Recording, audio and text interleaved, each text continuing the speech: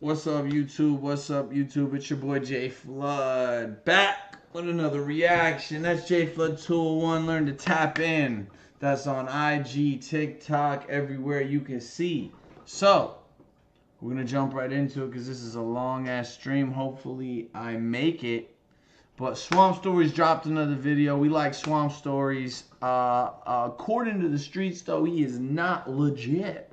But I don't really give a French toast because over here, we're not judging the YouTubers. We're judging the content. So, that being said, I could care less. He's a super civilian as far as I'm concerned, which makes anything all right. Okay?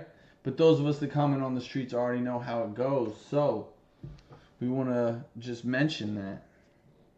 I don't really know what's going on with his viewership, his fan base, or nothing like that. All I know is I like his content, I like his story, so we're going to jump right into it. The evil war in Florida, how Kodak's crew killed their ops, mom and dad. What the... Oh, yeah. Listen, that sounds crazy. I've heard similar stuff about Kodak, and I've heard about the war in Florida, so we might skip through some of the scenarios. I'll fill y'all in. We're definitely going to react to it and see how long I can stream for.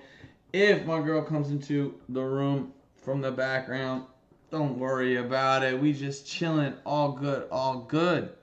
All right? Maybe she can, you know, help fill us in or give us her opinion.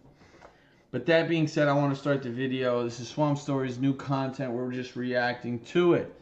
Please don't copyright strike me. Go and check out his original content. Go and check out all of his videos. Like, comment, subscribe to his channel.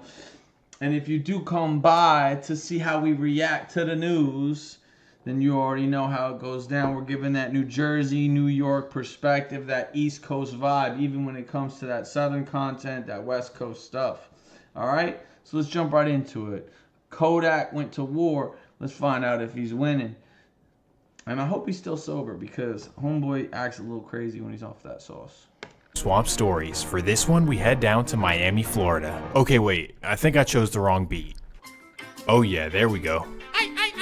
Anyways, Miami is by far the most unique part of America, and many people say that when they're there, it feels... like, honestly, like, the time and effort that these guys take to make these videos is dope as hell. I'm just a reaction channel. I watch it and I react to it. These guys actually do some edits. They find clip art and stuff like that. They put it together. I think after they make a couple, they might be able to do the rest through AI, but who knows if they're even doing that. A lot of this stuff seems original. Feels like a completely different country, and that's because in some ways it really is. Let me explain. Prior to the 1920s, the entire Miami region was pretty much empty swampland. Then in the 1920s, rich people from the East Coast started buying up land on the coast and building vacation homes. This is pretty... long story short, you know, like, people from the islands moved to Florida. Everybody, like, from the Caribbean to South America, a lot of Cubans, a lot of, you know, Colombians, a lot of people. And then if you go and you look at this map, look at all of this coastline. All right? So we're going to skip a little bit ahead. I'm sorry. Okay.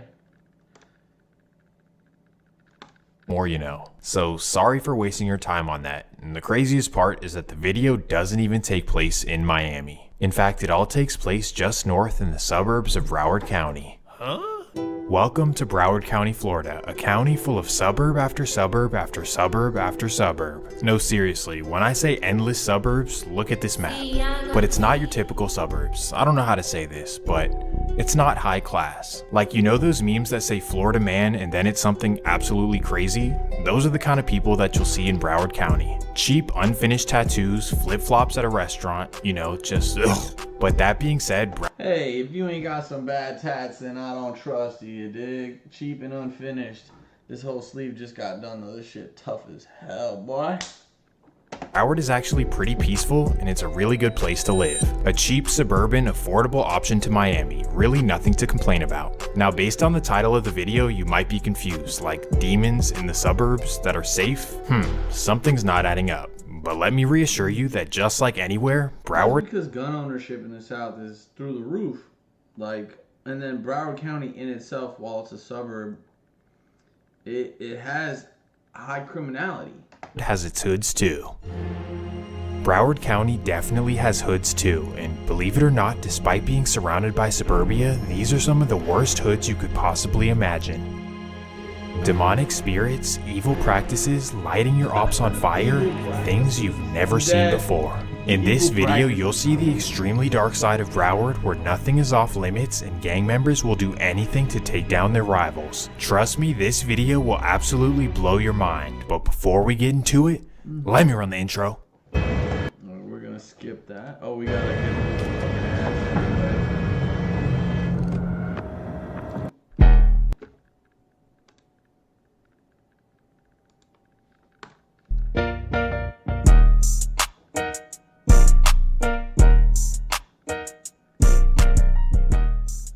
The story begins in the small city of Dania Beach, Florida. It's a small middle-class city of 31,000 people, and like 75% of it is the Fort Lauderdale airport. I kid you not. The city pretty much revolves around the airport, both literally and...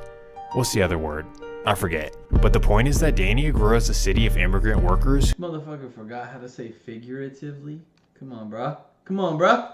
And took jobs at the airport, at the Everglades port, and at the refineries right up the street. Just a good old blue-collar city, a much different world than the glitz and glamour of Miami. Basically just a bunch of families trying to uplift themselves from poverty and provide a better life for their children. For the most part, this went pretty well, as many Dania kids went off to college and pursued careers and, took their families to the next level. Overall, Dania was a good place to live, a much better affordable option compared to the ghettos and housing projects of Carroll City and Miami itself. This is how it was for many, many years, until the late 1990s when Miami's most wicked gang would come infiltrate the neighborhood. The Zoes? What? In 1990, a Haitian gang known as the Zo Pound was created by Ali Adam, also known as Zo. Zo was born and raised in Haiti's most violent slums and was able to escape and come to Miami in the 1980s. But unlike his peers, Zo did not come to Miami for a better life. In fact, he was there with nothing but bad intentions on his mind. As soon as he arrived in Miami, he began committing the most brazen robberies Miami had ever seen. At night, he would somehow sneak onto yachts and rob everyone for all of their valuables. What? For a short while, Wait, what? This dude snuck onto yachts to do armed robbery? That's some Florida shit, bro. What? It's clever. I'll give him that. Cause who would think of that? But god dang, bro. Oh my god. Shit type gangster, type funny shit. All right, Chad. I will be right back. I gotta grab something. Okay. All right. 1 second. Be right back, Chad. My bad.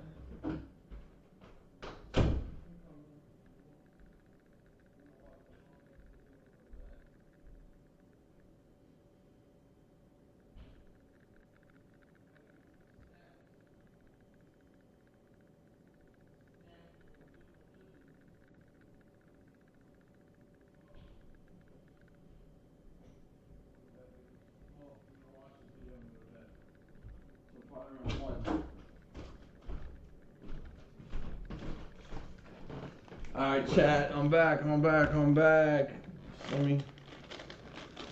I had to get some snacks. Some snackaroos. Close the door, babe. Alright, cool. You're gonna be on camera. You alright with that? Yeah. Alright. Alright. Also, I changed the setup. Look. So it's the whole screen and then boom and then boom. What's up? Right? Nice. This alone, but then once he built up his crew, the robberies got bigger and bigger.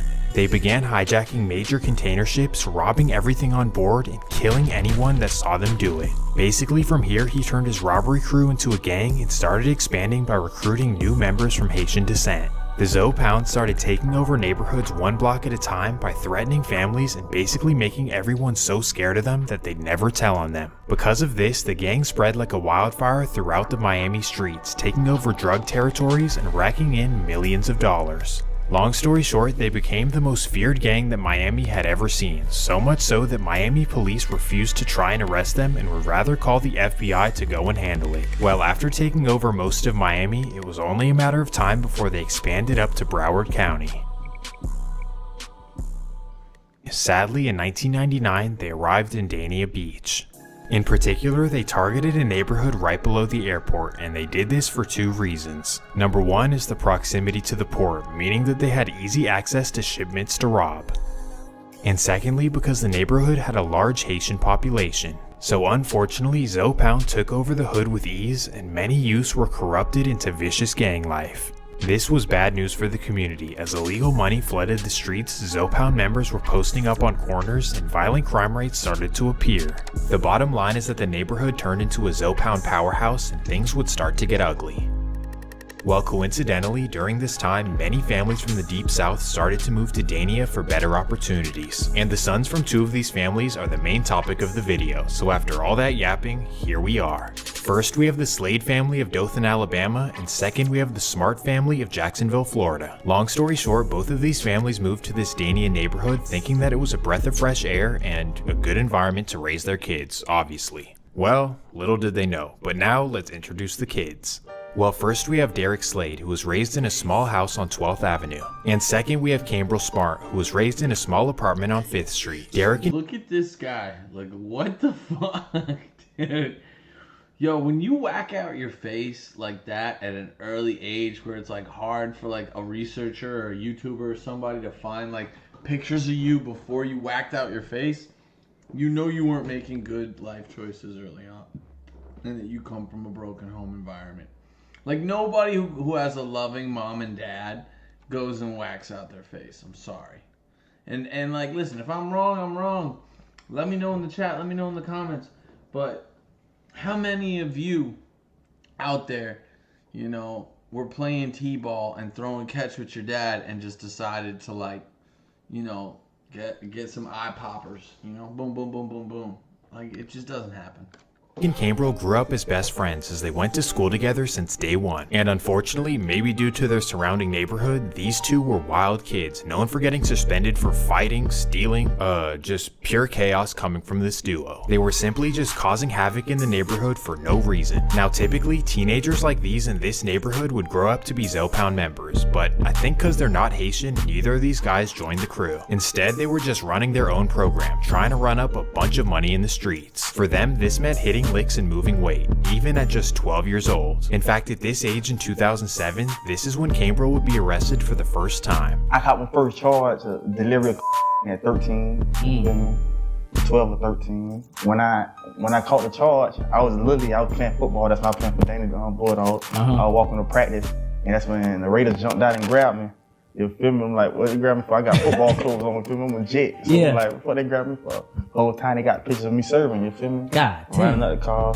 It may sound crazy, but Cambrel was moving some serious weight at such a young age, and because of this, he would get some real time in juvenile hall. Now, as we know, juvenile hall is meant for rehabilitation, but in reality, it's the exact opposite. Because as soon as Cambrel went to juvenile, he was Not a picture of Crip Mac, I'm dead. instantly known for causing havoc again and starting all kinds of shit. And this is how he earned the nickname of Psycho Bob, cause you know, everyone thought that he was psycho. But even though he was in there doing all kinds of fighting, being in juvenile hall may have actually saved his life.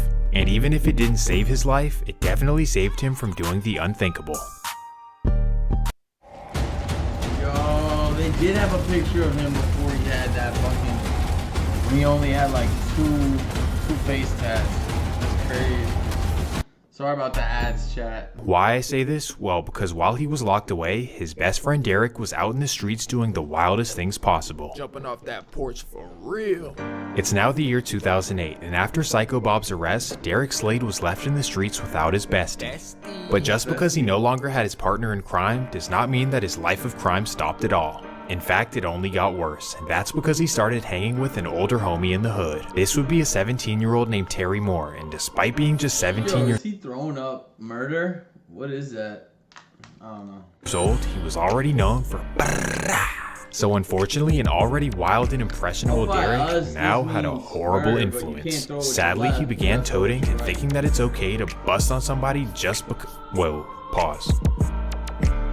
But you get the I don't know if point. they got So that. while just a freshman at South Broward High School, Derek was walking around like the big man on campus. I'm really like that, nobody can tell me nothing, and if you step to me, I will do something vicious to you. And the case is sealed, so I can't really get into details, but Derek does something crazy. Allegedly, an older classmate doesn't like the way that Derek is walking around acting tough, so he tries him, and then after school, you know, Derek does what he does. Thankfully though, Derek pulled a Ben Simmons and everyone was okay. But either way, instantly he would be caught and word would start spreading around town. Derek Slade was becoming... Dang, so he was getting bullied.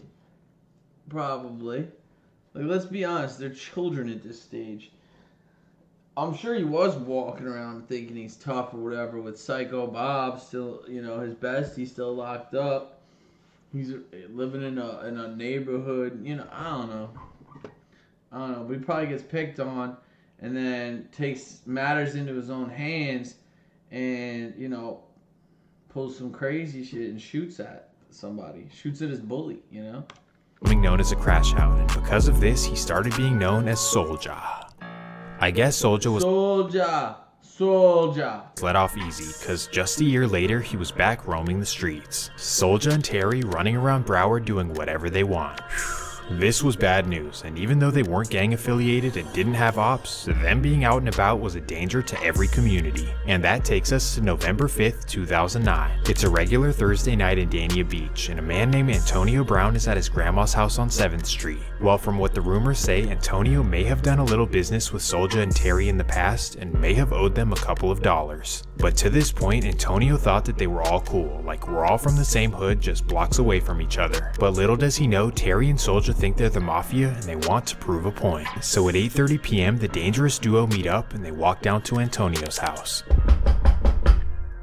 They knock on the door like any other day and a family member of Antonio opens up and lets them in. They then walk through the house looking for Antonio and that's when they spot him sitting in the backyard. Tragically, this is when they make a horrible decision.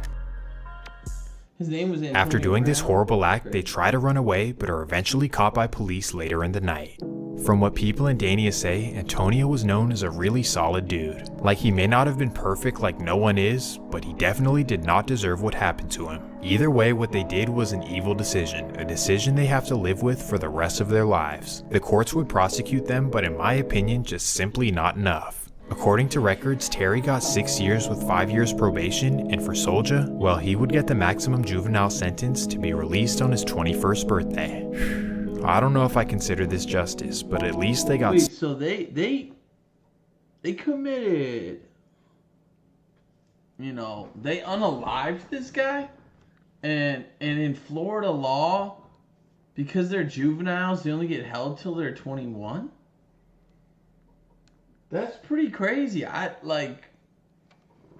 So if you get, wow, one guy only got like, what, 6 years, 5 years probation on top. That's 11 years total that you're under the scrutiny of the law. But you really only got to do, what, 85% of 6 years inside? I mean, maybe he had to do all 100%, but like, what, 6 years? And then the other guy, that's crazy. Let me take that back just a little bit. Antonio may have done a little business with Soulja and Terry in the past and may have owed them a couple of dollars. But to this point, Antonio thought that they were all cool, like we're all from the same hood, just blocks away from each other. But little does he know, Terry and Soulja think they're the mafia and they want to prove a point. So at 8:30 p.m. the dangerous duo meet up and they walk down to Antonio's house.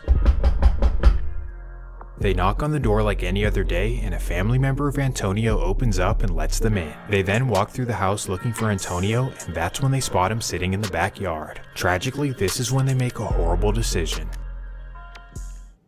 After doing this horrible act on his 21st...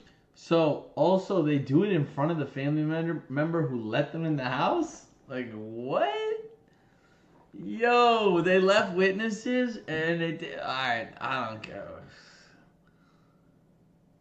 Man, alright. One thing I've noticed, like, when dealing with this stuff, and it's the same up here, the type of people that commit this level of criminality, first off, they're uneducated.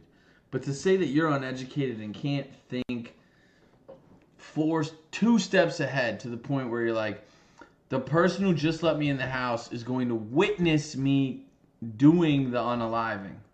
And then on top of that, if we run and flee the scene, that person is going to report it to authorities. That to me is just like plain not thinking. Like their adult brains haven't even fully formed yet. Like they're really like young, stupid juveniles, and they might not truly understand that they're unaliving somebody. Like they kind of do, but they don't. You know what I mean? And then on top of that, like the desperate desire to fit in, the need for money, the kind of like patheticness of the entire situation is the true tragedy. Because not only are these two people who are essentially worthless, right? Unaliving a third person, but they prove their worthlessness through the act because they have nothing going for them to the point where they can't think 2 steps ahead. Like they're like, we're going to choose to be criminals and jump headfirst into criminality, but we're not even going to be good at that. You know what I mean? It's like the type of people that do this stuff up here, same scenario. Like they're, you know, the backdoor culture, for example. A lot of the younger guys are into backdoor culture. Now it's that way in New Jersey too. Little backdoor people they grew up with, or people that live down the block from them that are from a different set or are hanging out with somebody else, or, you know, this guy stole my girlfriend, but he didn't really steal your girlfriend because you guys are 17 and that girl is not going to be the person you marry. It's like stuff like that. Some dude you let sleep on your couch sets you up, right? Because you have a few dollars more than him. Speaking from experience, right? Like this is the type of shenanigans that goes on in the streets because none of these people have morality in the first place. They don't trust each other and they don't view each other as valuable because they themselves don't view themselves as valuable. And on top of that, the lack of being able to have fully formed thoughts and ideas is super pervasive because most of these people are either undiagnosed with like mental illness, have mental health issues, or are just uneducated. So they can't even formulate a plan around how to commit these acts of criminality. It's very wild. It's like watching a train wreck. You know what I mean? Which is why I guess we all tune in and watch stuff like Swamp Stories, but pretty crazy. First birthday. I don't know if I consider this justice, but at least they got some kind of punishment. But unfortunately, this meant that Soldier was now reunited with his best friend, him and Psycho Bob in juvenile hall. Oh, hell nah. The ancient Egyptians understood that they could use sound to reduce their weight and the gravitational effect. Hey, we're back together. Look where we are now. Now, like I said before, juvenile hall is supposed to rehabilitate, but we know that doesn't really happen. So the entire time that they were in there, they were fighting, politicking, and kind of going down the path of this is going to be my adult life. Upon their respective releases, they both decided to join a gang. This would be a small but vicious clique in their neighborhood known as On-Site, started by a man named On-Site Eno. And for whatever reason, Eno took a special liking to Soulja, really took him under his wing. Now this is bad news, because Eno is one of the worst gang members probably Dania has ever seen. In fact, he was once arrested for killing his best friend and fellow On-Site member over a girl, and then he ended up beating it, but then they tried to kill him. The point is that he's just a wild dude.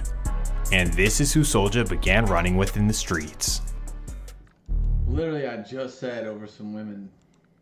This was obviously a horrible combination, and everyone knew it, even his best friend Psycho. The bottom line is that Psycho was not trying to crash out, so he kind of distanced himself and it's like, I'm still your friend, but stay over there with that shit. This would end up being a really smart decision, because as soon as Soulja got home, he began reaping havoc on the streets of Broward.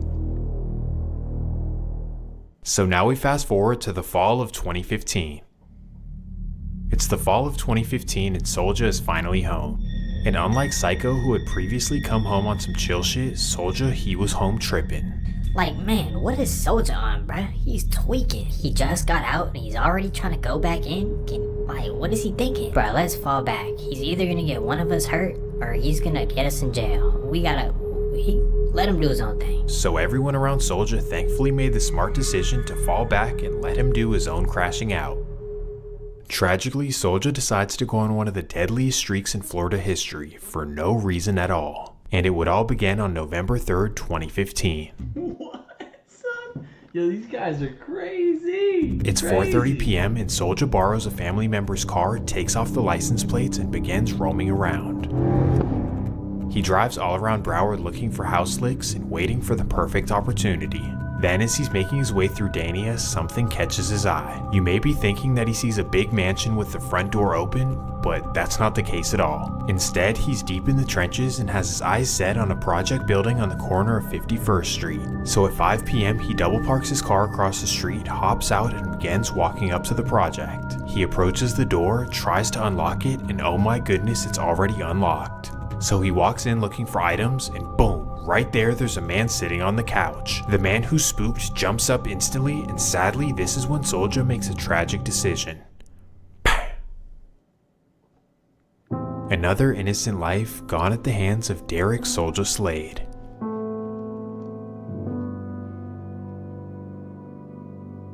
Well, somehow Slade was able to run back to his car and get away from police without being noticed. Now, you'd think that after committing such a heinous act, you'd want to lay low and duck police, right? And forget any moral reasons, because he obviously didn't learn his lesson the first time. But how about ducking low from police? You just got out of juvenile hall and you're now an adult, so if they catch you for this, you're done. But no. Soldier didn't see it this way. In fact, in a twisted way, he saw it as an opportunity. Like, I failed the first lick, now I gotta go try again and succeed. So just the next day, in the same exact car, Soldier gets right back in the field. November. See what I'm saying about not really having like any type of critical thinking ability or like any sense of a future? Like, you know what I mean? Like, this guy has no sense of like a future or like a plan or anything. 4th, 2015. It's a typical Friday night in Broward, and a man named Donald Johnston is at home with his friends and family. Boom! That's when somebody kicks down their door and runs inside. So of course, Donald and his friends jump up scared, and sadly, this is when Soldier makes a horrible, tragic decision. He begins unleashing on everyone in the room.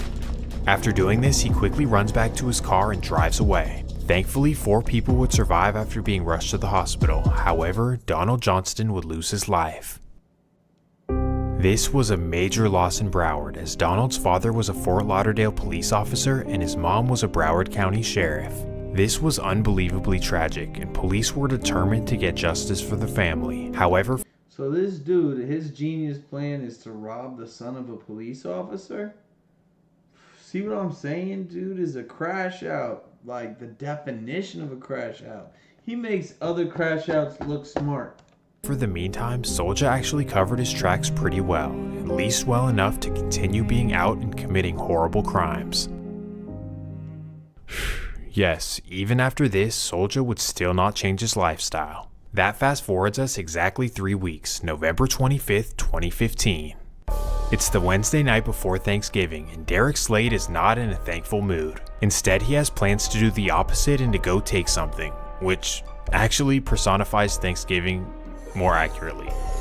I shouldn't say that though. Well, this time he stays away from his previous targeted areas and heads up to Hollywood, Florida. In fact, he targets a specific person that he actually knows, somebody that's known for flexing on the gram, a man who I won't name, but after seeing him flex on Instagram, Slade gets an idea to go rob him, and he knows exactly where he lives. So at 9 p.m. he drives over to Hollywood by himself with 2 choppers. At 9:15 he arrives to the 2300 block of Mayo Street and walks up to the targeted house. With 1 chopper tucked on his waist and 1 around his shoulder, he kicks down the door and jumps in the house. After making it through the house, he realizes that nobody's home, so he opens up a bag and begins filling up items. However, he's not exactly finding what he was looking for. He really wants the expensive items that he saw on Instagram. So he then scuffles through the man's closet, and finally he finds the watches. These watches are obviously faker than a white Jamaican, but whatever. The bottom line is that he grabs the watches, but little does he know, this is when the man comes home. He sees that his front door is kicked down, so he instantly runs inside looking to see what's going on. That's when he runs into Soldier in his room, and sadly, Soldier makes a tragic decision.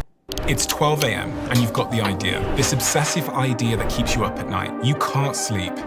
It's crazy.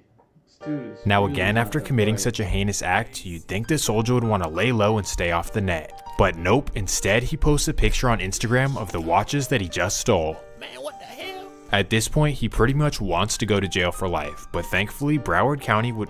Well, not thankfully, but thankfully for him, Broward County police would not figure anything out, at least for the meantime. So sadly, Soulja was still on the streets living his wild old lifestyle. He committed 3 senseless murders in a month and still didn't even think to slow down. This guy is easily one of the worst people I've ever covered, but for the meantime, let's focus back on Psycho. Bye bye Soulja and hello Psycho, cause the rest of the video will be focused on you.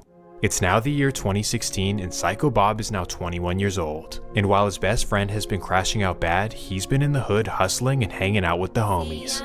So not exactly the perfect path, but at least he's not being violent. However, within the next year, a war would start brewing in Broward, with multiple hoods beefing with multiple hoods. Literally so much beef and so many bodies that I could make like 7 separate videos on this. But to keep this story simple, I'm going to introduce what caused the beef and then basically keep it centered on Psycho Bob, because he is a very important part. So now let's start with the beginning of the beef in Broward. Everything began in the small city of Hollywood, Florida, but more specifically a hood known as Zone 10. Zone 10 is a newer small hood headed by rappers like Wiz the Wizard, Wham Spin and Bin, and Z10 Blood. And these dudes, despite being from a smaller clique and having silly names, are actually absolute savages. Zero respect and absolutely no limits on what they'll do to a rival, just pure evil coming out of Zone 10. And during this time, these dudes thought that they were the bullies of the area. I mean, they were getting money, taking people's girls, and like waiting for somebody to try them. Basically, they felt untouchable, like they were too hard for the streets of Broward, and unfortunately, this wouldn't go well. Their brash, dismissive attitude definitely pissed some people off, and sadly, it would result in a tragedy. October 17th, 2016. It's a regular Monday evening in Zone 10 and some youngins are outside. These would be 19-year-old Wajib Williams, also known as Jib, and 18-year-old DeAndre Greer, also known as Bankhead, and they're posted up on the block. Jib and Bankhead themselves are not necessarily hated, but Jib's older brother is Wiz the Wizard, possibly the most hated man in Broward. So unfortunately, because some people hate his brother, Jib himself is a target by association. Well, as he and Bankhead are posted up on the block, that's some foolery too. That's some hood shit that like really I don't understand. So if you're friends with the guy that I am beefing with, or you're related to the guy I'm beefing with, I'm gonna get you too. Like, that's not how it works, right? I mean, maybe, like, I guess on some street shit, I guess, but like, was it always like that? Can some of the older heads tap in and tell me if it was always like that? Like, unless your brother's really touching paper, like, I don't think it was like that. But maybe it is. I can understand if you're really touching paper, like, obviously money breeds jealousy and enemies. But if you're just a rapper with some clout and like you're, I don't know, man. I guess the times have changed. Times are different. they have no clue that some angry rivals are spinning looking to send a message. At 8 p.m., a man in a tinted Dodge Charger is spinning around looking for Wiz the Wizard himself. He circles around the hood multiple times, but he doesn't see anyone outside. But then as he turns onto the 700 block of 7th Avenue, he spots Jib and Bankhead posted up in front of their projects. He spots Jib and instantly recognizes him as Wiz's younger brother, so instantly he stops the car and a man hops out. Tragically, the man starts dumping on the duo. Thankfully, Bankhead would survive after surgery, but either way, the loss of Jib was a major blow. Zone 10 saw this as a declaration of war, and none more than Wiz the Wizard. You smoked my little brother because you don't like me? Nah bruh, f*** everything. No more talking, let's just go to war. But wait, there is actually some talking. Cause as soon as police visited Bankhead in the hospital, he began telling them everything that they wanted to hear. He identified exactly who popped him and Jib, and he told the police exactly which car they were in. Now before you start calling him whatever you want to call him, just understand the situation. He just lost his best friend and he's recovering in the hospital. You would have told too, I don't care what you say. So yeah, just like that, days later Jib's killer would be arrested. Bye, buddy. But just because Jib's actual killer was arrested did not mean that there wouldn't be revenge. So regardless, all of Zone 10 would suit up and wage war on whoever did this. Now this is how the story finally revolves back to Psycho Bob. He smoked Jib? No. Quite the opposite actually. Basically, when the war broke out between Zone 10 and who I'm about to tell you about, everyone was forced to take a side. And that introduces us to the people who allegedly claimed the life of Jib. Welcome to Liberia, by far the most dangerous hood in South Florida. This place has a history of wicked steppers longer than Serge Ibaka and gray sweatpants. No, for real, in all seriousness, Liberia is like a mini New Orleans, and for this generation, they're represented by a clique called HMT. And if you're wondering what that means, it stands for Hit My Target, and that should tell you everything that you need to know. They're represented by the rappers HMT Trey, Liberia Sig, Zelly, and Lil Hatch, and let me just tell you that these guys have no cap in their raps. Well, whether it's true or not, this is the hood that was rumored to be responsible for Jib and Bankhead. Basically, Liberia were the bullies of Broward for many years, and then came, Zone 10 thinking they're the shit, and that's why Liberia allegedly targeted them. So just like that, the big bullies go to war, Liberia versus Zone 10. But Liberia wasn't satisfied with just that. In fact, they wanted everyone to choose a side. You're either with us or you're with them. There's no straddling the fence.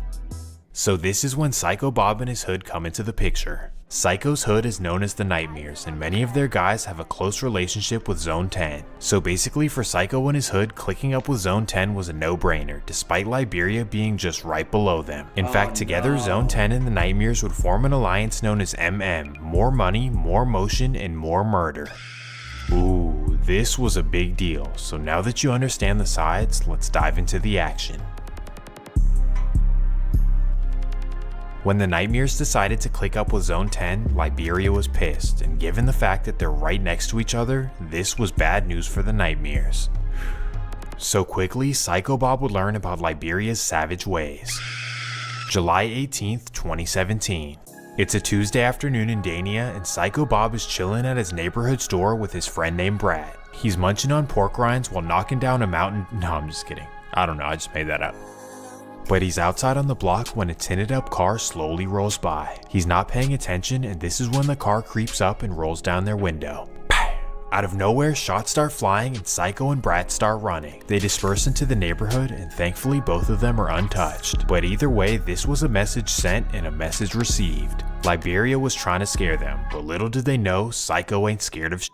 All this did is wake up two beasts, as instantly Psycho and Brat strap up and get to going. And that fast forwards us 4 days, July 22nd, 2017. It's a Friday night in Broward, and there's a major house party planned for later in the night. Now you'd think that after declaring war on Psycho and Brat, you'd want to lay low and stay out of the mix. But for whatever reason, the Liberia members who did this were not worried about them at all. Like, we're the big dogs, we do whatever we want. So not only do they go to the party, but they also record themselves on social media and post it. It's 2 in the morning and the house party is so jumping that it turns into a block party. Wigs, wicks, twerking, my kind of party. Yeah. Well, as soon as Psycho and Brat see this on social media, they instantly get ready. They grab 2 choppers, hop in Brat's car, and head out to the party in West Park. At 2:30, they arrive to the party as they park on 48th and begin walking. 2 dudes open carrying choppers making their way to the house party, alarming everyone around. They're scaring the hoes as they're making their way through the street, everyone is quietly scattering around. Then when they make it to the front of the house, that's when they see their Liberia rivals. So instantly Psycho and Brat start letting off. After emptying their clips, they make the smart decision to sprint back to their car and to drive away. Thankfully, the Liberia HMT guys were okay, but still, this was a major move in Broward. This confirmed the new war. We're not scared of you and we'll pull up on you anywhere you are, at a party, literally anywhere. But thankfully this would have to pause as, Brat and Psycho jumped out with no masks in front of hundreds of people. So in typical Florida fashion, everyone told on them. So now Psycho is extra mad, like, you pop me for no reason, then I slide back and you snitch on me? What are we even doing? Alright, bet. Just wait till I come home. It won't be pretty. Crazy, dude. Is okay. Fusion cores are primed for. Home? What do you mean come home? He just shot somebody in front of like 30,000 people. But remember that Psycho doesn't have an adult criminal record, so the judge can definitely be lenient and give him a second chance. And this is exactly what happens as Psycho successfully convinces the judge that he'll come home and completely change his life around. So as a result, he's gifted a 5-year sentence with parole after 3, truly getting off easy. So it's now late 2017 and Psycho was sent to prison for 3 years. But actually, when he's in prison, he is given an opportunity to truly change his life forever. How, you might be wondering? Well, a judge sentenced South Florida rapper Kodak Black to 4 years in prison on federal weapons charges. Broward's most famous rapper ever hits the prison yard at the same exact time as Psycho Bob. And because Kodak is ZMF and most of Psycho's hood is ZMF, they began running together in prison. This is when Kodak learns that Psycho's an upcoming rapper and that he's also a wicked stepper. Now let me just preface by saying that being a celebrity in prison is rough. Like, most celebrities will never hit the yard, they're sent straight to PC. It's really just too dangerous of an environment for a celebrity to be. It's almost like a liability to the prison. But Kodak being a big dog in the streets, he's not going to PC, and given this, he needs some muscle behind him. And for all intents and purposes, Psycho Bob is a big part of the muscle. So during his prison stay, Psycho Bob has his back, and as a result, he makes him a major promise. When you get out of prison, I'll sign you to my label and I'll jumpstart your career. Now this would be a major life-changing opportunity, and we'll see if it happens.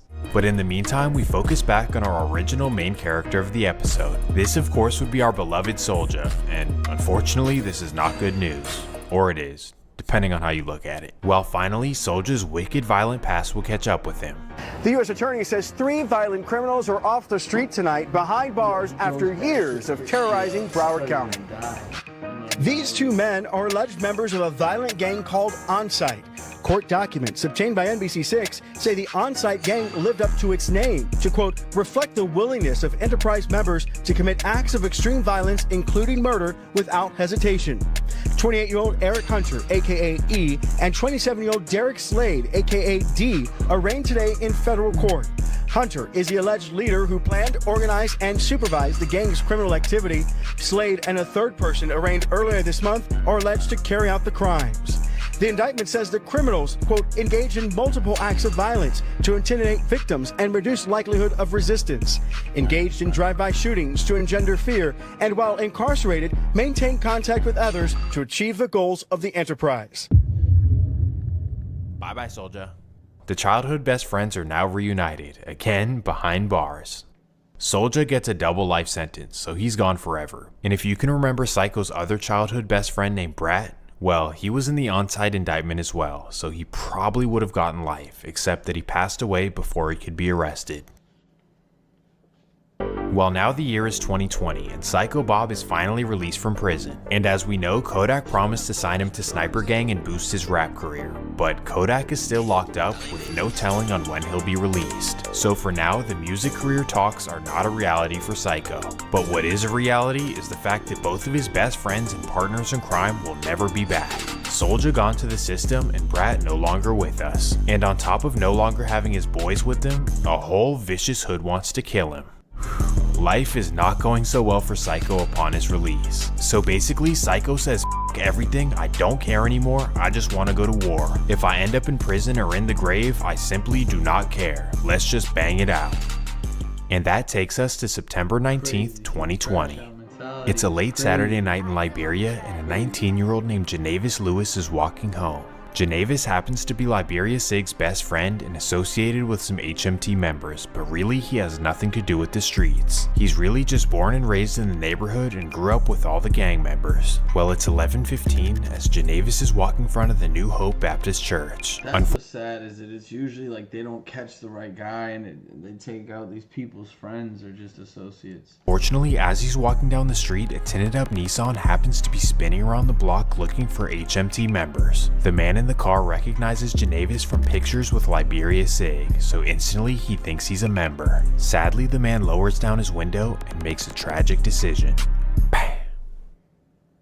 This was a tragedy for all of Liberia, but none more than Liberia Sig, as this was really his best childhood friend. He played football, stayed out of the beef, and really tried to make it out, so this one really hit different.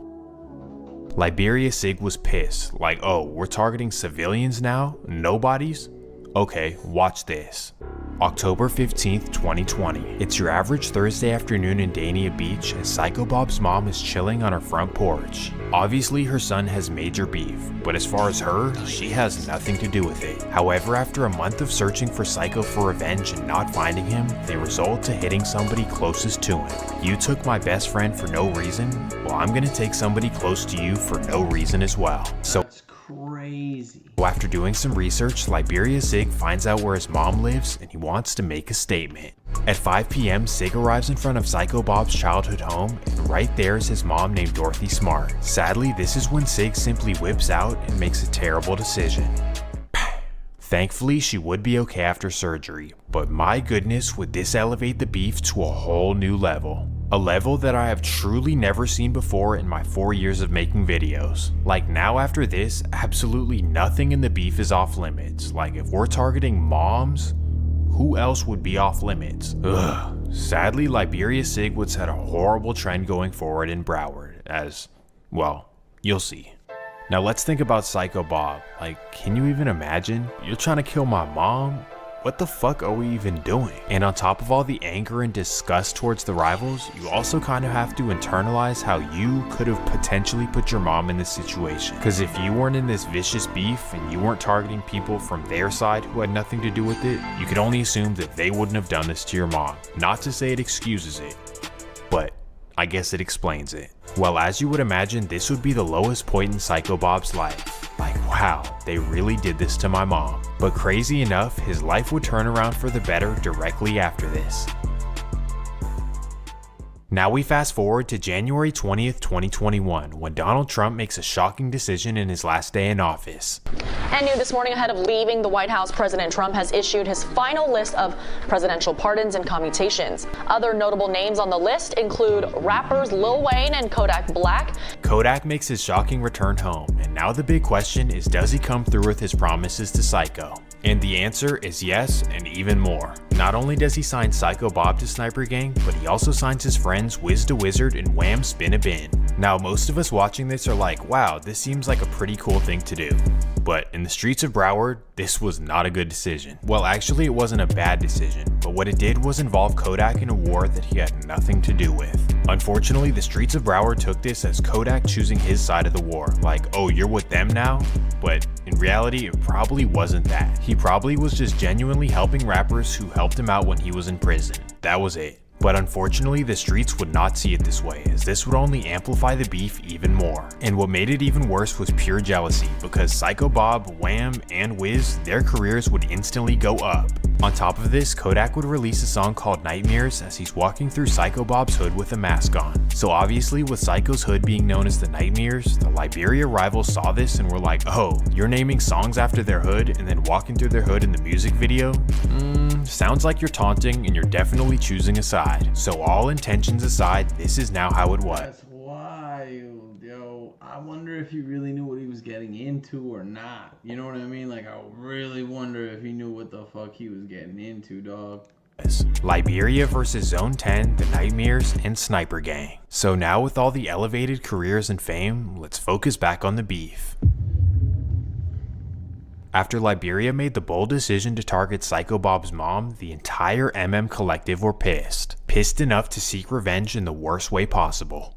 Now we introduce you to HMT Trey's mom, a respected woman named Misty Hopkins. Now, despite her son being knee-deep in the street life, Misty herself has nothing to do with this. Instead, she's actually an entrepreneur who owns a laser removal and waxing company in Miami Gardens. But sadly, because of her son's shenanigans in the streets, well,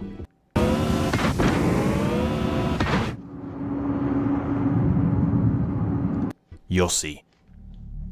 March 29th, 2021. It's an early Monday afternoon and Misty Hopkins is opening her shop for the day. Her employees haven't arrived yet, so it's just her opening up her shop and getting everything together. Alone tidying up the shop while on FaceTime with her best friend. Then as she's sweeping, a random man quietly walks in her store. This would be a man named James Hardwick, who you can actually see in Wiz the Wizard's music video just weeks prior. Well, James walks right up to Misty as she looks up and gets startled. Oh, you scared me. Who are you and what are you here for? And without responding or making a sound, James Hardwick simply whips out and makes a tragic decision. Her friend on the phone hears the boom and instantly she calls 911. That's crazy. What? We're getting what? 911 for help. So 10 minutes later, police arrive, but sadly, it's far too late. Here, a deadly shooting in Miami. She was bad too. Like that sucks. Miami Gardens, at least one person killed here, and no word on any arrests. Let's get right out to Local 10 Syra Onwer. She's live on the scene with an update. Syra.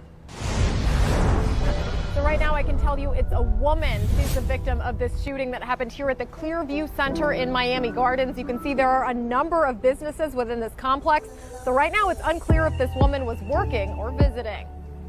A woman collapses in grief in front of officers after a shooting around 12:30 at the Clearview Center in Miami Gardens. This was the ultimate evil act, as Misty Hopkins was a good woman who had nothing to do with the streets. The community was absolutely devastated, but none more than her son HMT Trey. To lose your innocent mom to the rivals, I can't even imagine the feeling. But also, given that Liberia Sig had targeted Psycho Bob's mom, it's almost like HMT Trey should have known this could happen.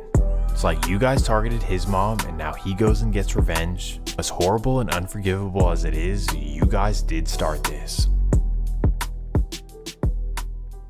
And because of this logic, everyone believed that Psycho Bob had done this. It only made sense. James Hardwick would eventually be arrested for this, but for the meantime, Psycho Bob was like enemy number one. He did this to HMT Trey's mom. So now the ops want to get him like never before, and that takes us to April 26, 2021. It's a regular Monday afternoon in Fort Lauderdale, and Psycho Bob is rolling through in an underbucket space shuttle. As he's making it up State Road 7, a black BMW X6 and a beige minivan pull alongside both sides of him. He's fully tinted up, slapping music, so he's not paying attention to it as he approaches a red light.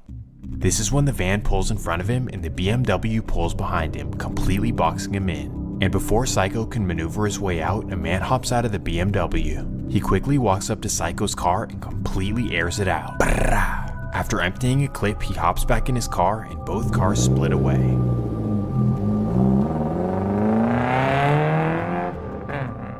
Psycho was hit up and completely stuck in his car. But thankfully, an ambulance arrives in 10 minutes and Psycho Bob survives his injuries. Either way, this was the closest call yet, as Psycho really could have just died right there. Now you'd think that this scary incident would shake him up, like, let me calm down, let me get out of the way. Or you'd think that it would even humble you, like, wow, I'm not untouchable. But don't forget that this is Psycho Bob, so what do you think he does? After surgery, Psycho Bob goes right to Instagram. He posts on his story, "Don't send me nothing about get well when nothing happened to me." Of course he was lying, but I guess he was saying like, ops, try harder next time. This is when the beef begins to go viral, and it actually helps out all of their careers. The beef actually introduces the world to HMT Trey, who's easily the best rapper in the entire beef. Like, if you pause this video and go check out his songs, I won't even be mad at you. Just remember to leave a like and subscribe, that's all I ask. But just like HMT Trey, Psycho Bob and Wiz the Wizard's careers would go up as well, with millions of views and a ton of fans following the beef.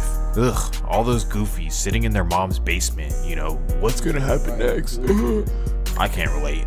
But the weirdo fans would be rewarded just 2 months later, as Psycho Bob was shot at again in Dania Beach. HMT were really not playing, as they were coming through and lighting it up at any given chance. In fact, within the next 3 months, HMT would allegedly commit 7 separate shootings. Thankfully though, nobody would pass away in any of these incidents, but then, let's get into it. First, let me explain that Wiz the Wizard is nothing like Psycho Bob, meaning that you're not going to catch him rolling down the interstate not paying attention or loafing in his hood. He's really kind of hard to get. He's super tactical, constantly going from city to city, breaded up. He's just that guy. So realistically, if the ops ever want to catch him, they need somebody on his team to switch sides on him. And unfortunately, in every clique, there will always be snakes. Snakes that you won't see until they bite you, and it's far too late. Why I say this? Well, allegedly, Wiz the Wizard falls victim to a snake in his circle.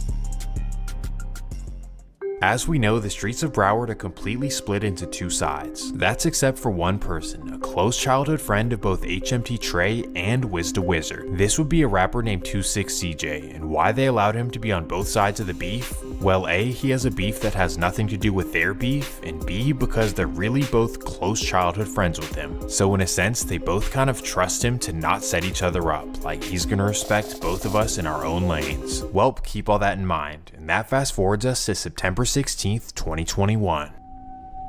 It's 7 AM in Zone 10, and a body is discovered in the middle of the street.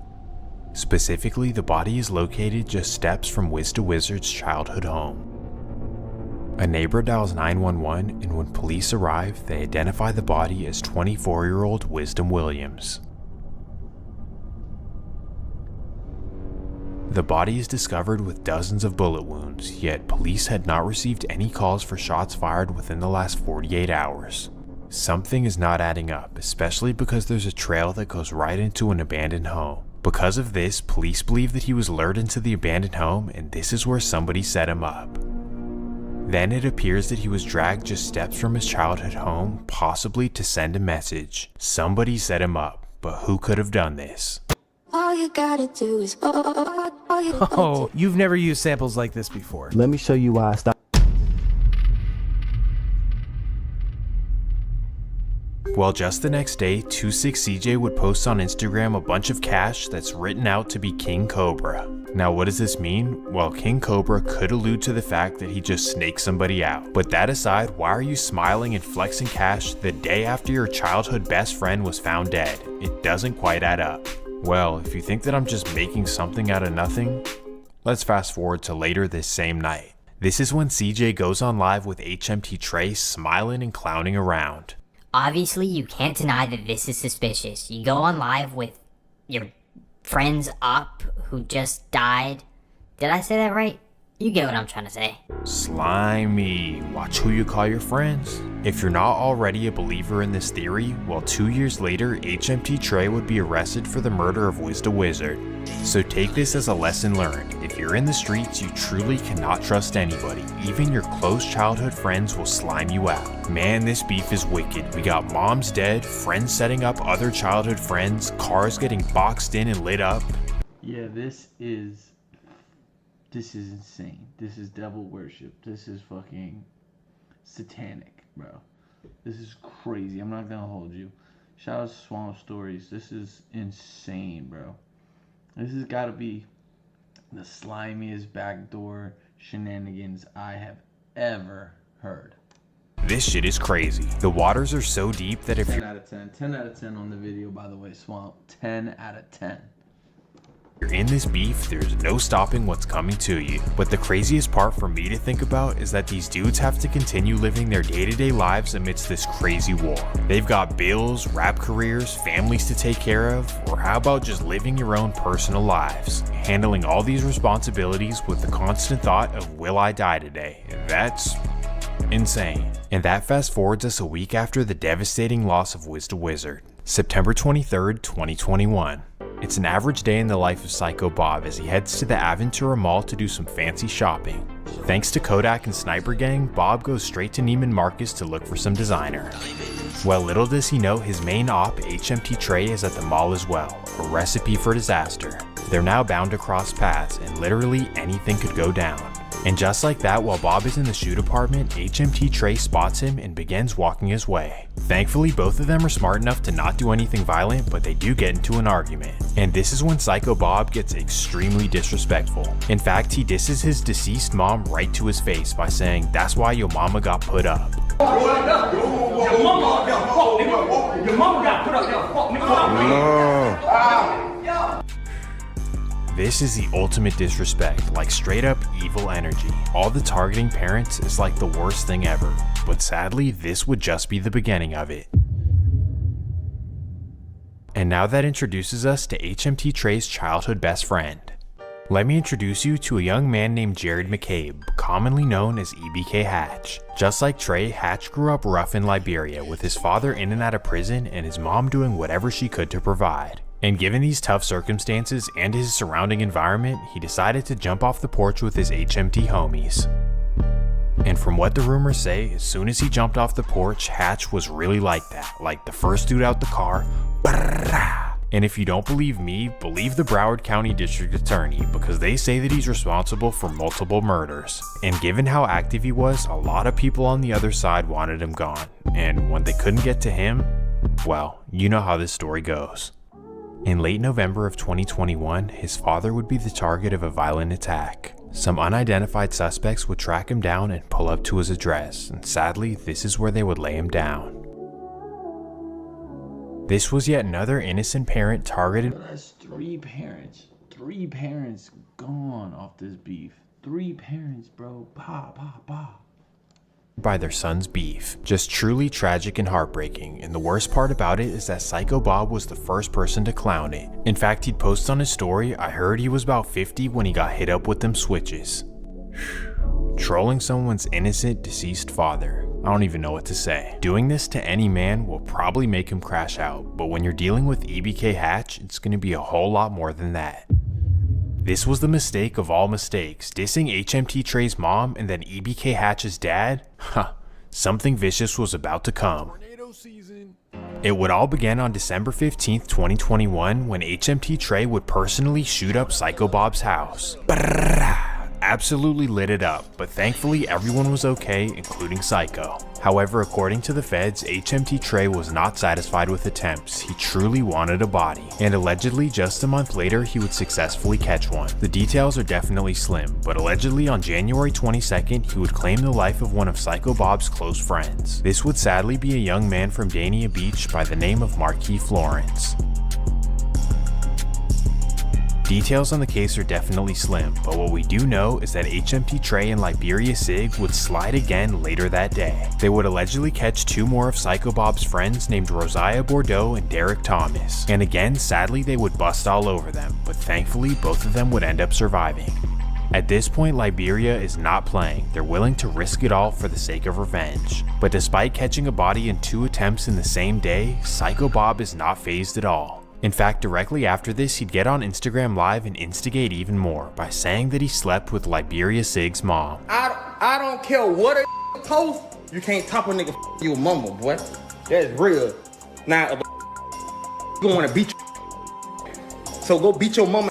Sheesh. This is disrespectful, and the craziest part is that it gets even worse. Right after this, Psycho Bob would release a song called Stepdaddy, alluding to the fact that he slept with Liberia Sig's mom and how that now makes him his stepdaddy. He says her good, but her head immaculate. That's the op mama? Yeah, I smashed it. On top of this, he even disses EBK Hatch's dad in the song as well. Man, this dude does not care, even though he knows that the people he's dissing are literal killers. But for the meantime, after all this disrespect, Psycho Bob is able to lay low without consequences as he's running around with Sniper Gang. At this point, he truly feels like he's on top of the world. He's constantly dissing his ops, and then he gets to ride around with Kodak with a whole bunch of money. I'm going to tell you a story about humanity. But when you're putting all this evil energy out into the world, sadly, it'll come back around on you. And that fast forwards us to September 13th, 2023. It's a regular Wednesday evening in Fort Lauderdale, and Psycho Bob's mom is chilling in her driveway. Just chilling with her family with nothing to worry about, cause Psycho had moved her to a neighborhood way deep in Fort Lauderdale, far away from the hood in Dania. But somehow after 2 years of living there, the rivals were able to finally find her address. And when I say rivals, I specifically mean HMT Trey, Liberia Sig, Hot Rod, and Rico, the 4 HMT demons. Well, according to the feds, as soon as they obtain her address, they slide out together in a Dodge Charger. At 6 p.m., the 4 steppers make their way from Liberia to Fort Lauderdale with nothing but revenge on their minds. And at 6:08, they arrive to the address where they spot Psycho Bob's mom sitting in her car right out front. So tragically, this is when they hop out and completely unleash. And now on to a deadly discovery after a woman was found dead inside a van in Fort Lauderdale. The back windows of the van appeared to be shot out. Local 10 News reporter Ian Margall is live with the latest on this investigation. Ian. Things in this Fort Lauderdale neighborhood really quiet now, but last night this was a very busy scene, and I've spoken with family members of this victim. They tell me they are absolutely heartbroken today. Let's take you back to that scene last night, right around 6 p.m. Fort Lauderdale police say they responded to the home on Northwest 30th Way and 21st Street, where we're standing right now.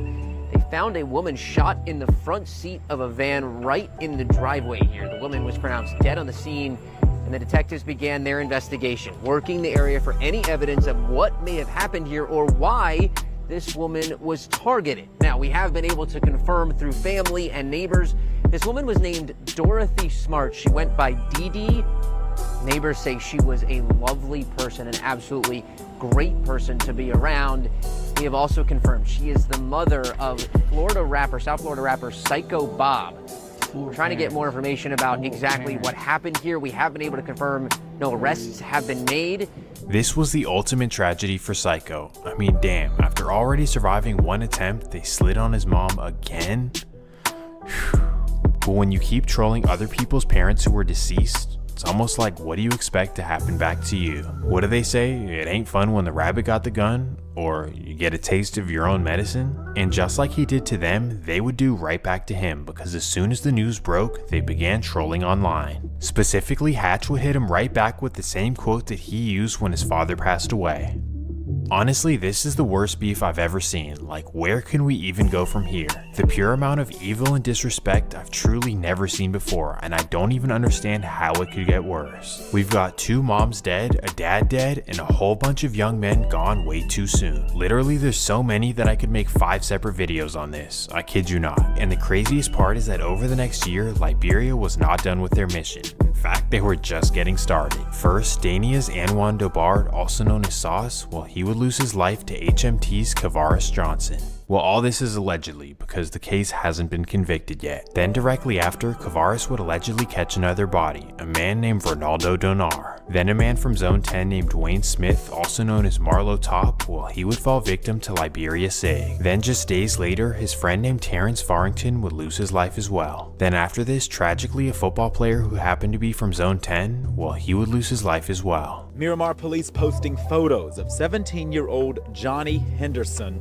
to social media, hoping someone, somewhere, knows something. It appears that bullets came in from a variety of angles. The driver's side window of this white Sonata shot multiple times.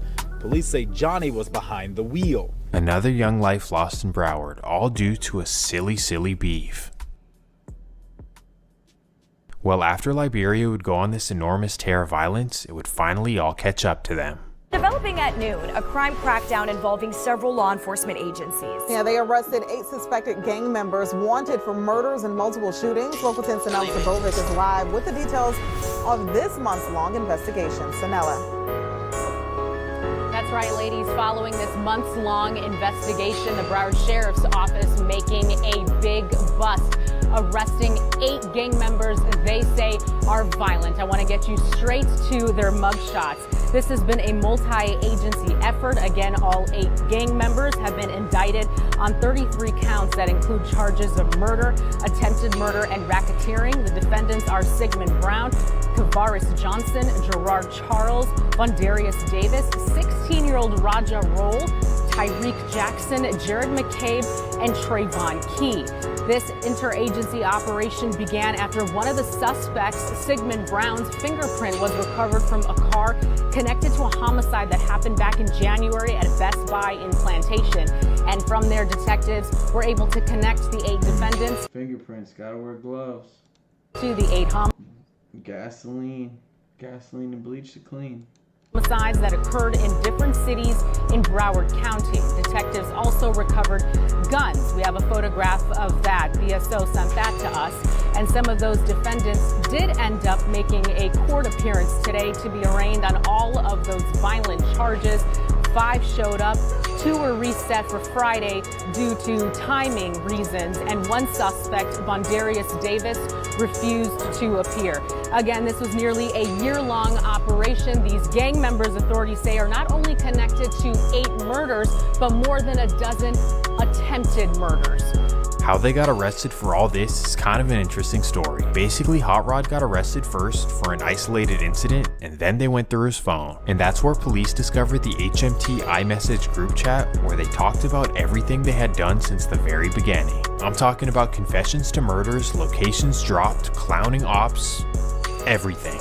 So now they're all pretty much guaranteed to do life in prison. Now for them, this obviously sucks, but for Psycho side and the Zone 10 side, this is amazing. No more ops to hide from or worry about, which also means no more ops to go hunt. However, there was one last person free who they were desperate to get revenge on. That takes us back to the loss of Wiz the Wizard and how there was a man who people think set him up. This would of course be he and HMT Trey's mutual friend named 26CJ, the one who after Wiz the Wizard's loss would get online and start clowning with HMT Trey. Well, after the years passed, the Zone 10 and Nightmare side did not forget what happened. And that takes us to March 30th, 2024. It's 6 in the morning in a quiet neighborhood in Pompano Beach. This is when the neighborhood hears a flurry of bullets. Over 50 shots heard in the distance, so obviously neighbors call 911 and police begin searching around for victims. As the sun rises and the streets brighten, they notice some smoke in the distance. So they drive towards it and they end up in a back alley, and this is when they see a car completely lit on fire. Boom!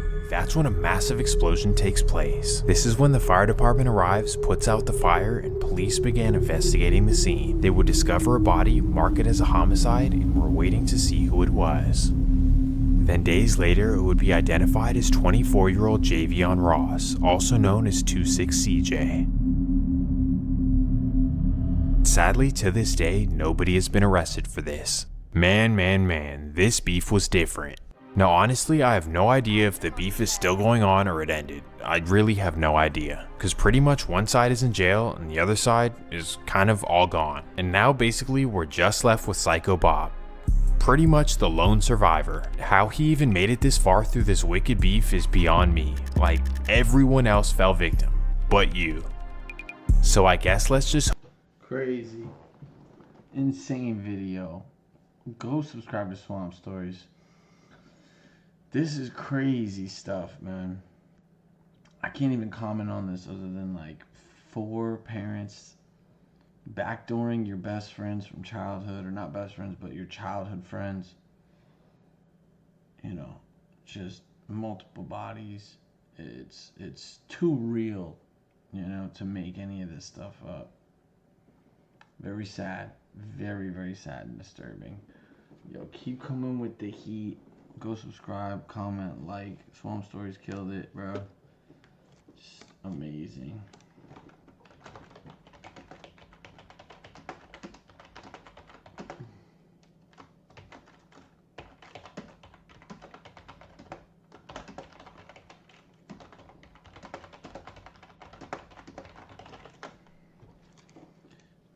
This is the whole reason we do this stuff. Stay out the streets. Only places it leads you are in the grave or in jail. You know how lucky you have to be Psycho Bob. And who knows, he could end up in one of those 2 places in the future. So, just keep that in mind. Alright guys, it's JFlood201. This video was a 10 out of 10 for sure. I hope you guys enjoyed the long ass stream.